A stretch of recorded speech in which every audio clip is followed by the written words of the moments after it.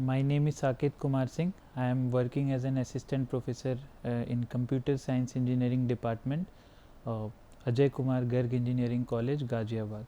So today I am here to give you a lecture on a very important subject, in computer science engineering, that is your operating system. So in this lecture I am going to introduce what is an operating system, how it can be defined, what are the possible definitions of an operating system, and during this COVID era you all know that how this computer systems are uh, very proved to be a very useful thing. So we all must know about what is an operating system and how helpful it is when we are talking about a computer science stream. So my lecture outline will be first I would like to discuss the background. What are the background? There are some basic terminologies that we must know before studying, before learning about this operating system subjects. So we will discuss that in our background. Then we will see some of the possible definitions. Operating system definitions is not limited to only one definition. It can have a variety of definitions possible in when we are discussing the operating system. So then we will see some of the basic components of operating system, basic components like CPU, RAM, main memory. RAM is equivalent to main memory, hard disk, and then solid state drive, and what are the basic components that are required for a computer system to run. So now, why do we need operating system? So before starting any subject we must know that why we are going to study this subject, where it can be useful, where we can study this operating system subject. Okay, so this is very important question, why do we need operating system? And after that I will define the operating system in two different views. One is in terms of users and another in terms of system view. So we can define the operating system in both of the view, either it can be a user's view or it can be a system view. So then we will see some of the fundamentals of computer system organization and the basic functions of operating system, which comprises of process management, file management, memory management, and these constitutes to your all the 5 units of operating system that we are going to deliver in this lecture series. So now let's discuss about the background. In background I am going to discuss you some of the very important topics, some of the very basic, some of the very fundamental that all students must know before going to start this subject as operating system. So what is a program? This is a question, this is a very simple question. I know many of you are aware of what is a program. What is a program? A program is a set of instructions. Okay, so a program is a set of instructions. So when I am talking about this set of instructions, so set of instructions means, suppose that I have provided a I have written a program, I have given an instruction to the computer to add two numbers, like just add 2 plus 5.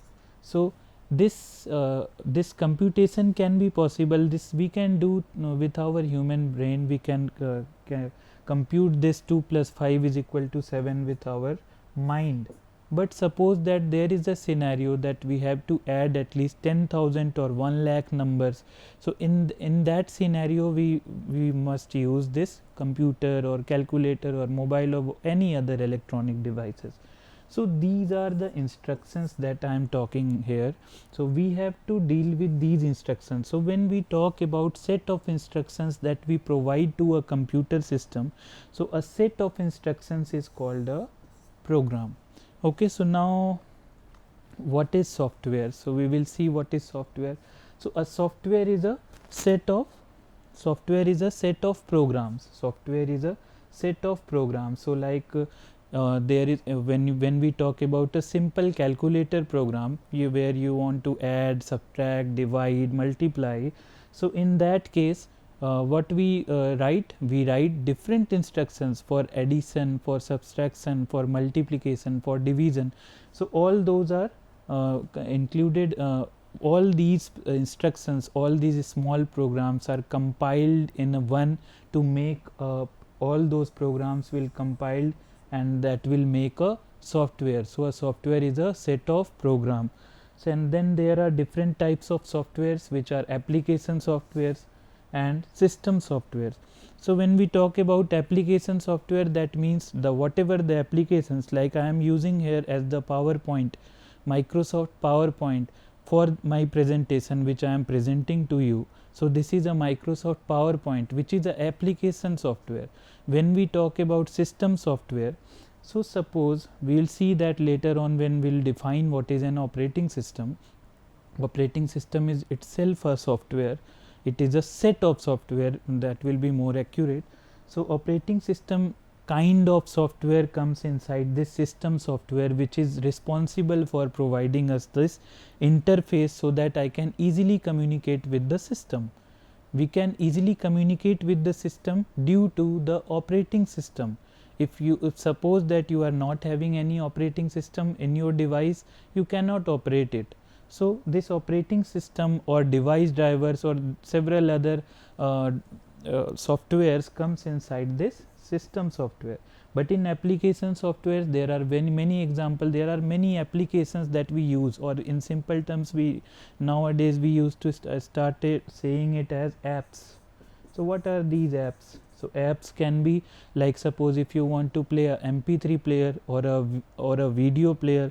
So that all these players, like you have seen VLC media player, okay, or media player simply, or MX player, all these are applications which are designed for a specific purpose. So these applications are developed by the users itself, okay. But without a system software, you cannot run anything. Without a system software, we cannot run any applications in our system. But application softwares is designed by the users, and system softwares is like a, we'll know about it more when we'll see the kernel definition later on in our subsequent lectures. So now comes to the definition of operating system. What is an operating system? So generally whenever you encounter this word operating system, so the first picture comes into our mind is Windows or Android that we are using in our daily life. Like many of even I am using Android mobile phone, and Microsoft Windows as I am presenting this presentation to you. So what are these Windows, what are these Mac OS, what are these Android, what are this iPhone? So what are iOS, what is iOS, what is Unix, what is Linux? So these are some of the types of operating system that we encounter in our daily life scenario. Okay, so how we can define this operating system? It manages hardware. So what are the hardwares that are reside inside like when you are talking about a personal computer, you are dealing with a cabinet. In that cabinet you can see there is a motherboard or a parent board which contains different integrated chips, integrated circuits. There is a hard disk, there is a processor inbuilt here on the motherboard, okay, and there is hard disk, there is a main memory, okay, and there are input devices. Input devices could be keyboard or mouse, or keyboard, mouse, and output devices like monitor or the screen that I am presenting right now. So these are some of the hardwares, and all these hardwares, can we communicate with the hardware directly? No, because the hardware understands the language of binary numbers like 0 and 1.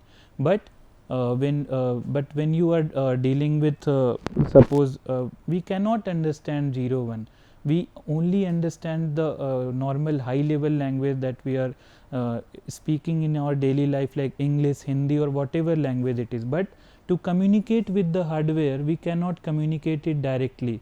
So which is responsible for managing all the hardwares? What, suppose that I have given some document to be printed by the printer. So who will manage that? Can I directly say a printer that print a document for me? No. The thing in between is operating system. So operating system manages hardware, acts as an intermediary between the computer and acts as an intermediary between the computer user and the computer hardware. So who are the computer users? We are the computer users who are providing instructions to the computer, like do this add operation, do this subtraction operation, do this multiplication operation, or whatever it is.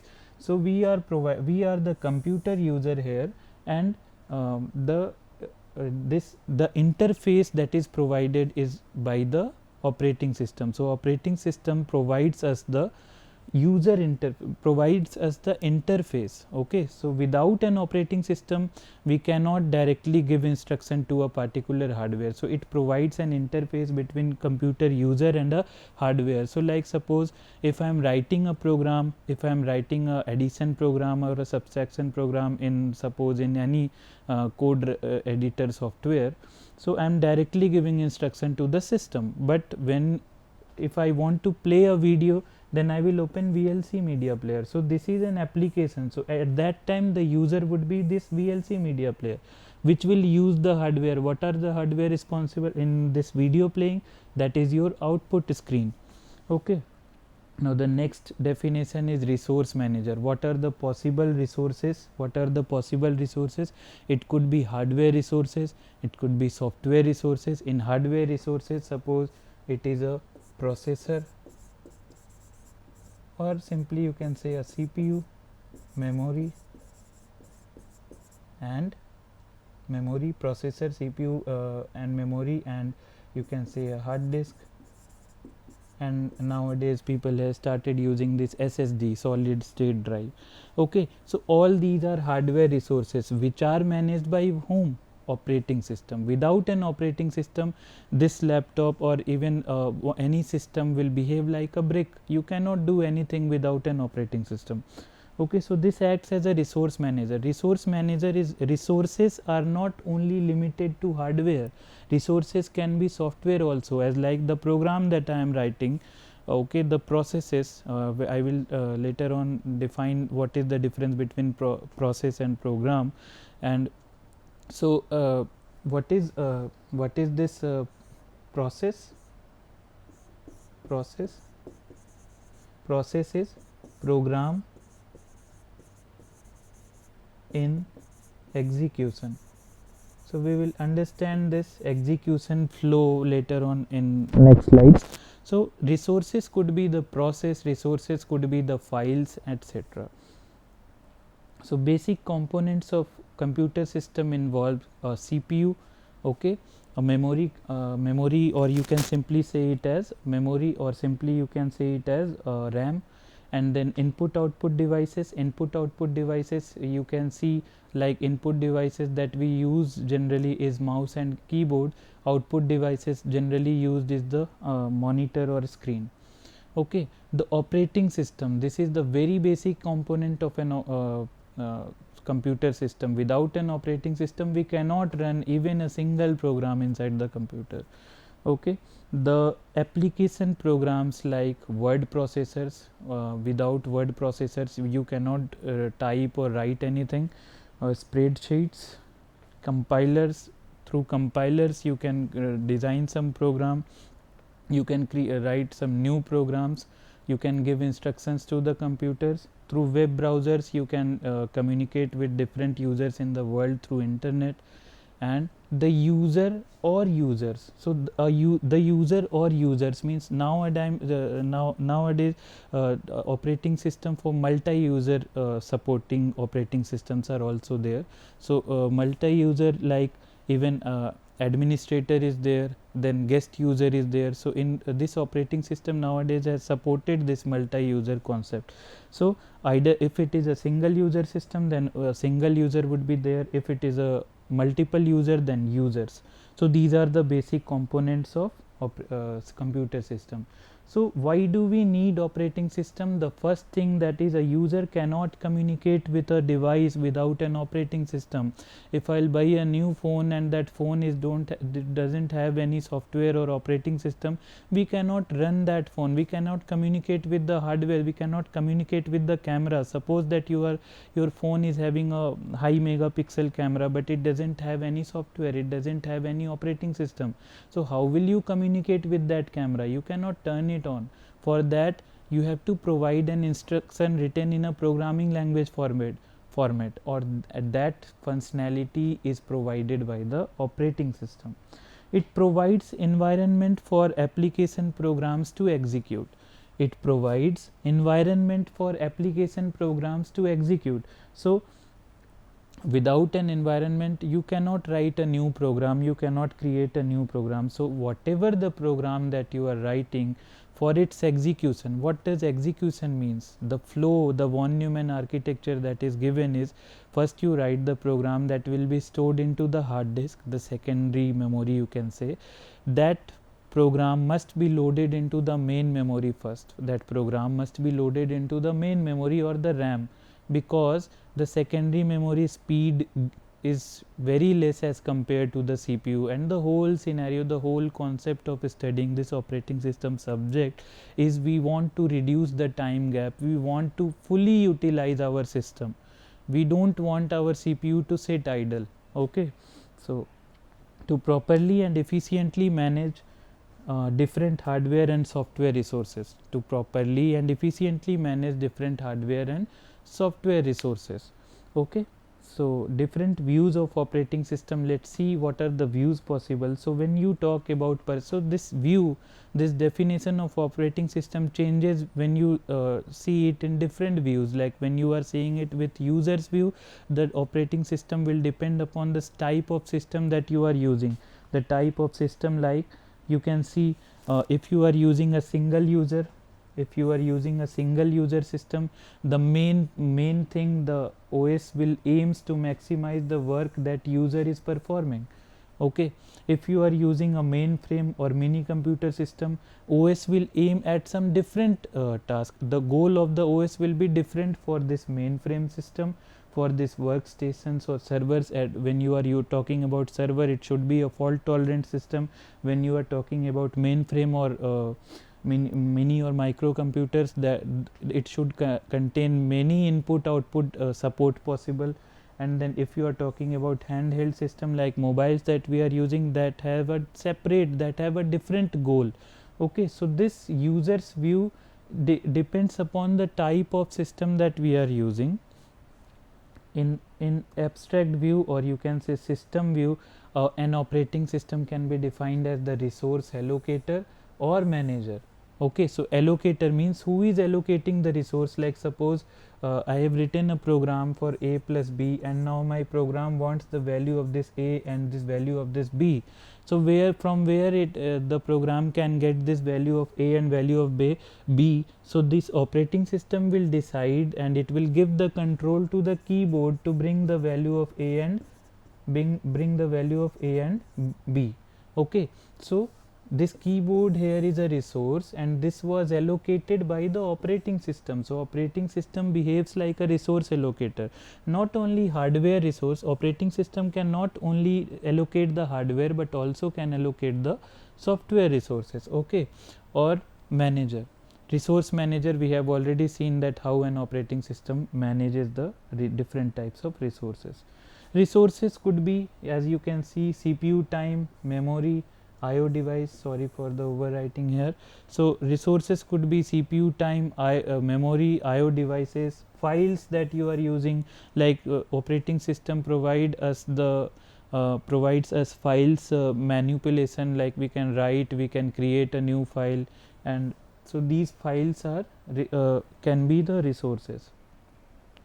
So operating system is also can be, when you talk about system point of view, it behaves like a control program that controls everything inside the computer. So now I am going to discuss about the fundamentals of computer science organization. So the basic computer system operations that are performed is the bootstrap program. So suppose I told you that operating system is a set of program that acts as an interface between user and hardware. Okay, so if it is a set of program, that means operating system is also a software. Okay, if it is a program, then it must be executed in the main memory. Okay, so if operating system is a software, then it must be executed inside the main memory so as to be executed inside the CPU. So there should be a program that should load this operating system instructions or operating system programs into the main memory. So there should be a program, but that program, we cannot keep that program inside the RAM, because or you can say main memory, because the RAM is volatile. Okay, so for that we have to keep this bootstrap program, which is responsible for bringing this OS into the main memory into ROM. Generally we use EEPROM. Okay, EEPROM, that means electronically erasable programmable memory. So that is not that is non-volatile, and that contains this bootstrap program, which is responsible for bringing the operating system into the main memory. So other things are like hardware interrupt, system calls, whatever the programs, whatever the instruction that we are providing to operating system, that comes inside the system call. Storage structures, main memory, these we will see later on the hierarchy of this main storage structure, how it is managed. So main memory is the very important thing, as we know that anything that you want to execute inside the CPU, it must be loaded into the main memory first. Okay, but it is volatile, so we need this, what we need is EEPROM or ROM for the storing the bootstrap program. Okay, so this is the storage hierarchy. You can see a storage hierarchy in which registers is considered to be very fast. The speed for access time, suppose that CPU has made a request, and if it is inside the register, then CPU will take very less time to access it from the register, because register is located inside the CPU, it has been inbuilt inside the CPU. Then comes the cache. Okay, so cache memory is used to store the frequently needed data. We will later on see different types of cache memory like L1, L2 and L3, but right now you can see after that cache, main memory is there, then electronic disk, then magnetic disk, and then optical disk and magnetic tape. So this is according to the speed. Okay, so register is considered to be very fast and magnetic tape is considered to be very slow. So these are fundamentals in I/O structure, in input output structure. So what is input output structure? It contains device controller, each and every, like in a small computer system interface, there are possible that it should contain 4 to 7 types of input output devices. So in that case, in this, all those should have their own device controller, and device driver understands the device controller, load appropriate register in the device controller. Like if we want a keyboard, then device driver will understand that we have to load the register which contains this special purpose register, contains the keyboard. There are other interrupt driven input output for small data transfers. Interrupt driven input output operations are performed for a small data transfer, and direct memory access DMA are used for large data transfers such as disk input output. So you must be aware of all these things, because you the prerequisite for this operating system is computer system architecture or computer system organization. So I have just briefly included these points. So this is the snapshot of a system that I have taken from my laptop. You also can check it from by clicking on Control plus Alt plus Delete and go on to the task manager. So you can see this shows the, we'll later on define what these processes show. You can see this is the CPU. At that time I was using only 1%. Memory I was using 3.6. so this is the capacity in my laptop was 8 GB RAM. You can check your system configuration. Okay, the hard disk at that time I was using 0%, so it is showing 0, and this graphics card depends upon your work, whether you are a gamer, you want to play high graphics game, or you want to do some large data research including images. So at that place you need some extra graphics card inbuilt in your system. So this is the snapshot of the system. You can also check your configuration of the system by going into the task manager. So these are some of the basic functions of operating systems which are very important. Like you can see, process management, I have already told you what is process. Process means a program in execution, means the program is already running inside the main memory, and program is already running inside the main memory, okay, and it is waiting for the CPU to be executed. So all those process, how an operating system can efficiently manage different processes, okay. So this we will study later on in our next lectures. Process management, how main memory, as we know that main memory size is very limited and it is very costly also. So generally nowadays we use 8 GB of RAM or 16 GB of RAM, but that is very costly. So how to properly use that, how to properly and efficiently use memory, that we will study in memory management. So these are the basic functions of operating system that operating system performs. It properly manages the processes, it properly manages the memory, it properly manages the hard disk also, which you can see file system management, mass storage management, caching, IO system, and an operating system also provides us protection and security. So suppose I am using a multi-user system and I don't want the other user to see my files there, so that those files need to be protected from unauthorized users, and it should be secured. So we'll later on see in our next lecture that what is the difference between protection and security. So thank you everyone. You can just refer this book, that is Abraham Silver, Saz, Peter B. Galvin and Greg Gann. This is the best book for operating system. Or in next lecture we will see how different types of, what are the different types of operating system and how it is classified, what are the available operating system, and what we are using right now and what we can design in further future. Thank you.